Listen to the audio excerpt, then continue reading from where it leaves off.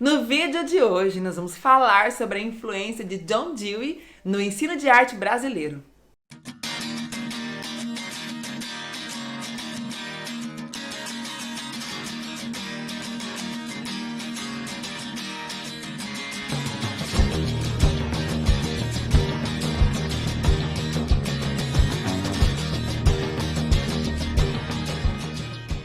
Seja muito bem-vindo ao nosso canal, meu nome é Régia Rodrigues, sou professora de História da Arte e você está aí acostumado a me ver aqui falando diretamente para os alunos sobre artistas, sobre obras, sobre movimentos, mas no vídeo de hoje quero falar com você, professor, que está aí se preparando para algum concurso. Esse vídeo é para você.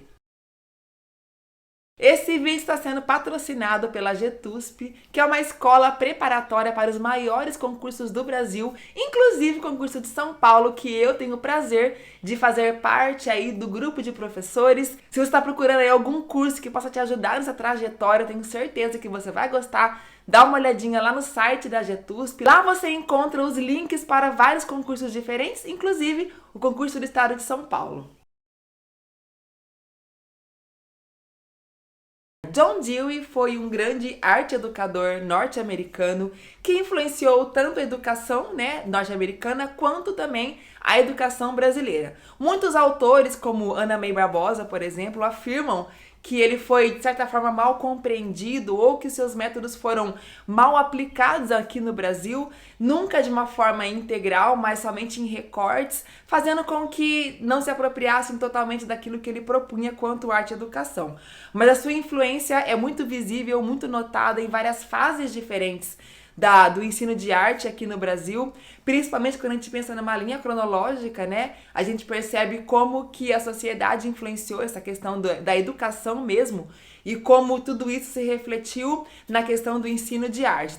John Dewey tinha uma filosofia pedagógica extremamente progressiva e experiencial. Então ele acreditava que o aluno deveria experimentar aquilo que ele aprendia ou que o aprendizado devia partir de experiências. Na verdade, esse autor, ele estava um tanto quanto além do seu tempo, porque ele atuou no período chamado de educação modernista, educação moderna, que tinha ali algumas características, algumas necessidades, mas o pensamento dele está mais de acordo com uma educação pós-modernista. Na teoria dele, ele já pretendia aplicar alguns elementos que só seriam aplicados anos depois por outras pessoas. Enfim, ele estava pensando além do que a sociedade tinha como demanda naquela época para a educação. O ensino de arte modernista é um tanto quanto tecnicista, então a gente percebe uma preferência pelo ensino de técnicas, pela reprodução, pela cópia, por modelos, e John Dewey dizia que não, que principalmente no ensino de arte deveria se valorizar a questão da criatividade, a questão do fazer artístico enquanto experiência, ou uma forma de representar seus sentimentos, enfim, ele tinha uma visão diferente da visão do seu tempo. Aqui a gente traz um link, com a proposta da pedagogia triangular de Ana May Barbosa, que ela fala sobre a leitura de imagem, que ela fala sobre o fazer artístico e a apreciação. Então, nesse contexto, a gente vê uma influência muito forte de John Dewey no pensamento de vários educadores aqui no Brasil, sendo que quando Ana May Barbosa nos trouxe esse exemplo de pedagogia triangular, justamente sobre a experiência que ela trata. Então, a partir do momento em que o aluno é capaz de ler uma imagem, de ler por trás das entrelinhas, ler por trás ou praticar a semiótica, ele é capaz de produzir com um embasamento teórico ao estudar a história da arte, enfim, e também de apreciar tanto a sua produção quanto a produção do outro. Então, essa questão da pedagogia triangular gira em torno da experiência, assim como John Dewey pretendia para a educação. Então, nós vimos como que era a pedagogia modernista, que tem a ver mais com tecnicismo, com a cópia, com a reprodução, com a técnica em si, mas agora a pedagogia contemporânea, a qual John Dewey foi um desbravador praticamente, é uma pedagogia que valoriza mais tanto a experiência quanto o questionamento. Então, desenvolver no aluno a questão do senso crítico, desenvolver no aluno essa habilidade de questionar e de procurar a fundo, buscar conhecimento para preencher alguma lacuna ou para sanar alguma dificuldade, algum problema que ele tenha em casa, na sociedade, ou seja, colocar em prática aquilo que ele aprende. Então, numa educação em que o aluno vê tudo muito separado da sua realidade, não próximo ao que ele vive, isso se torna menos significativo do que quando ele vê uma aplicabilidade naquilo que ele estuda em sala de aula. Tem uma coisa muito interessante que John Dewey diz, que é que quando a gente está numa sala de aula heterogênea, ou quando nós estamos falando de uma sociedade heterogênea, nós devemos sempre elevar quem está embaixo para no nível igualitário para quem está em cima e não o contrário. Ou seja, a educação, na visão desse autor, serve para que os que estão embaixo consigam uma certa ascensão. Não só uma ascensão social, mas também uma ascensão de conhecimento, entre outras coisas. Então, ao invés de colocar todos na margem, na parte de baixo, na visão dele, a educação deve promover o indivíduo para que ele consiga suprir suas necessidades, alcançando um patamar mais elevado dentro da sociedade.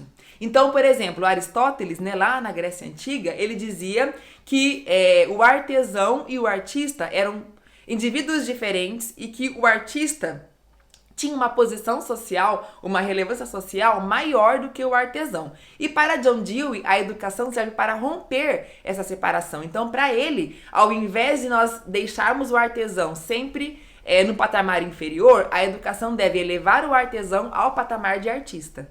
Quando a gente pensa ali numa linha cronológica do ensino de arte no Brasil, a gente começa pelo ensino jesuítico, então a religião tinha uma ligação muito forte com a educação, então foi uma educação toda voltada para moldes estrangeiros. E quando a gente pensa na educação modernista no Brasil, também é uma educação pautada em modelos trazidos de fora. E muitas vezes, não tendo sido bem interpretados, eles foram utilizados de forma errônea. Então nós temos dentro do percurso traçado do ensino de arte aqui no Brasil, o ensino jesuítico, depois nós tivemos uma produção artística, do barroco, que foi ali uma miscigenação daquilo que os europeus trouxeram com a realidade do Brasil, e depois com a primeira grande instituição de ensino de arte, que foi a Academia de Belas Artes, em 1826. Lá nós temos instituído dentro da academia um sistema voltado aos moldes europeus, ao neoclassicismo. Inclusive, nessa escola, eles, de certa forma, afirmavam que tudo que era produzido fora era mais valioso do que o que era produzido aqui. Então se copiava inclusive a paisagem europeia. Ao invés de representar a paisagem brasileira, eles meio que levavam os alunos a reproduzir a paisagem europeia, dizendo que ela era superior à paisagem brasileira. Então a primeira instituição de ensino de arte no Brasil, ela tinha como intuito copiar o que se fazia na Europa. John Dewey acreditava que nós tínhamos uma visão colonialista da educação. Então a gente acreditava que tudo que era feito fora do Brasil deveria ser reproduzido aqui sem nenhum tipo de adaptação ou questionamento, e isso era extremamente errado. Que inclusive, da forma com que a educação estava posta naquele período, tendia sempre a manter o status social. Então, por exemplo, a educação voltada para classes mais baixas era uma educação mais voltada para preparo de mão de obra, era uma educação menos questionadora, era uma educação, inclusive, que trazia tudo que era ensinado ali separado da realidade daquele aluno, daquelas pessoas, então fazia com que eles permanecessem onde eles estavam. Então era uma educação que tinha como pretensão deixar as coisas como elas estavam. E na visão do John Dewey, a educação deveria fazer o contrário, deveria promover aquele indivíduo.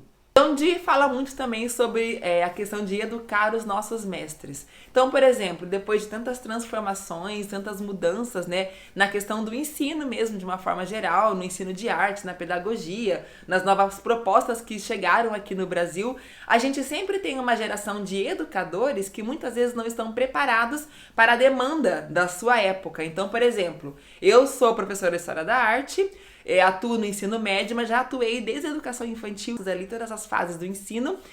Dou aula hoje no ensino médio no pré-vestibular e não tenho, dentro da minha trajetória enquanto aluna, uma referência muito clara de ensino de arte, eu enquanto aluna. Ou seja, eu não tenho lembrança de uma aula de arte nem um pouco parecida com a aula de arte que eu promovo aos meus alunos. Não tinha nenhum tipo de questionamento, não tinha história da arte, era simplesmente abra o caderninho de desenho e vamos desenhar. Era como aquela expressão francesa, laissez-faire, né? Então era simplesmente deixa fazer, não tinha nenhum tipo de referência, não estudava a obra de nenhum artista, nenhuma obra de arte, nenhum movimento. Ou seja, fiz todo o meu fundamental e parte do ensino médio num tipo de educação que era muito, deixa fazer, fluir livremente, sem nenhum tipo de conhecimento ou nada que eu pudesse agregar aquilo que eu aprendi em sala de aula para a minha vida. Eu sempre falo que eu tendi para o lado artístico, não por conta da escola. Não tive influência da escola nisso, mas sim que fazia parte de mim enquanto ser humano. Mas hoje, o que eu ensino de arte, de arte mesmo, né, nas minhas aulas, não tenho como referência nenhum professor de educação artística na época, né? E muito menos coisas que eu aprendi na escola. Então, eu tive que ser educada para ser uma arte educadora do século XXI. Porque eu, enquanto aluna, a minha realidade não foi nada a ver com a realidade que nós encontramos hoje em dia. Então, essa questão de se educar os nossos mestres já era algo visto por John Dewey há muitos anos atrás, que hoje se tornou uma necessidade muito clara. Só um parêntese aqui. Quando John Dewey veio para o Brasil, né, veio dos Estados Unidos para o Brasil, depois de um tempo, as primeiras escolinhas, chamadas de escolinhas de arte, tempos depois foram abertas as escolinhas de arte, e lá era muito deixar fazer, era muito esse laissez-faire, ou uma arte nonsense, ou seja, não se ensinava sobre história da arte. Sempre estimulavam os alunos a criarem, mas sem nenhum embasamento teórico sobre aquilo, ou a questão do questionamento, a questão da experiência, era simplesmente pegar o material e produzir. Era um ateliê livre, né? E na educação, de certa forma, isso também foi implantado. Até pouco tempo atrás, né? Quando eu estudei década de 80 lá na escola, era criança, era muito isso, pega o caderno, pega a massinha, vamos fazer, e eu não estudava artistas, nada disso. Então, hoje em dia, tem-se uma visão diferente do ensino de arte, da educação infantil até o ensino médio. Nós temos o ensino de arte bem pautado ali na proposta da Ana B. Barbosa, que é uma proposta triangular. A proposta que fala que deve ser ensinado, né, a história da arte, deve ser estimulado no aluno a questão da leitura de imagem. Para se ler uma imagem tem que ter um certo repertório. Tem também a questão da apreciação e a questão do fazer artístico, mas nunca valorizar um em detrimento do outro. Nunca abordar somente um e esquecer dos outros. Nunca só a teoria, nunca somente a apreciação e também nunca somente o fazer artístico, mas tudo isso de uma forma global. Percebe-se até hoje a influência de John Dewey na forma com que a gente pensa o ensino de arte e todas as fases aí da educação, na educação infantil, ensino fundamental, ou seja, tudo que ele propõe enquanto experiência, né, uma produção artística pautada em conhecimento prévio, em saber apreciar sua produção, a produção de artistas, a produção de épocas diferentes. Toda essa visão diferente do ensino de arte, com certeza, tem como responsável, como maior influenciador, os pensamentos de John Dewey. Vale ressaltar que ele foi muitas vezes mal interpretado por algumas correntes educacionais que aconteceram no Brasil, mas que hoje a gente entende o quão importante foi essa influência.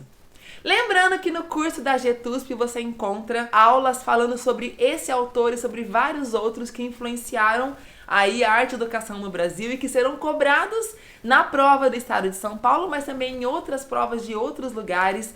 Entra no site, dá uma olhadinha e se inscreva que vai valer muito a pena. Espero que você tenha gostado, deixa um like aqui no vídeo, se inscreva no canal e eu te vejo no próximo vídeo.